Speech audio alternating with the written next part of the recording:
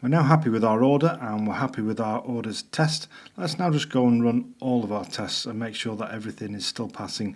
We should probably have already done this before now, because if you recall, when we added the database dependent test case, we actually introduced a namespace into our tests, and things like that have the potential to break things. So let's just go and see if everything is still passing. So PHP vendor bin PHPUnit, and we're just going to run them all. So no filtering, no saying run this test or run that test. Let's just run all of our tests. Okay, so we've run 11 tests and we have 17 assertions, all green, no reds. However, let's think about which tests we wrote before we introduced that namespace, and I'm thinking of the session test because that was written before we created our products test. Products test came with database dependent test case.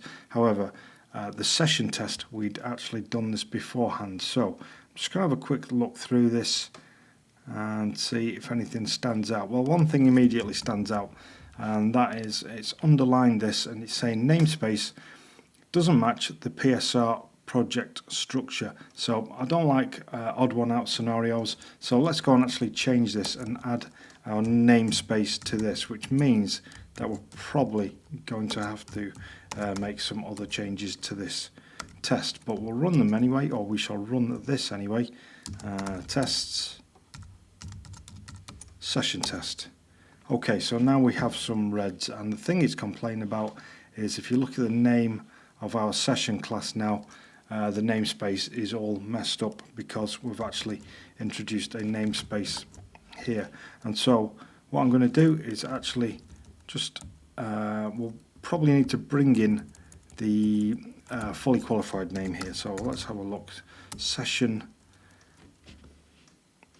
Okay, so we now have we're now using the app session. Let's just run this one test in isolation and see if this has changed anything. So run the last test, and then we have filtering for can check if a session is started. Okay, and so that's now passing. So that's solved that problem. What we need to do now is go and look for all these instances and replace them. So there's a quicker way we can do this, isn't there? Using find and replace in PHP Storm.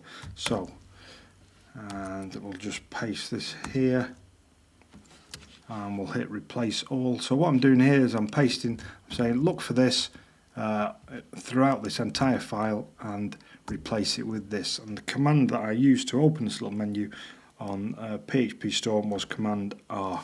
And so if I now click replace all those instances should have changed, and we can go and actually run our tests, and hopefully they should all be green. Okay, 7 tests, 11 assertions. Now let's run the entire test suite. So no filtering, we're just saying vendor bin PHPUnit, run them all. And so we have 11 tests, 17 assertions, all green, and we now have all our tests have the same namespace. We have uniformity and nothing to worry about.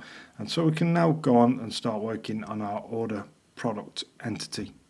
If you've enjoyed this video and you'd like YouTube to show you more of my content, all you need to do is subscribe and click the little notification icon.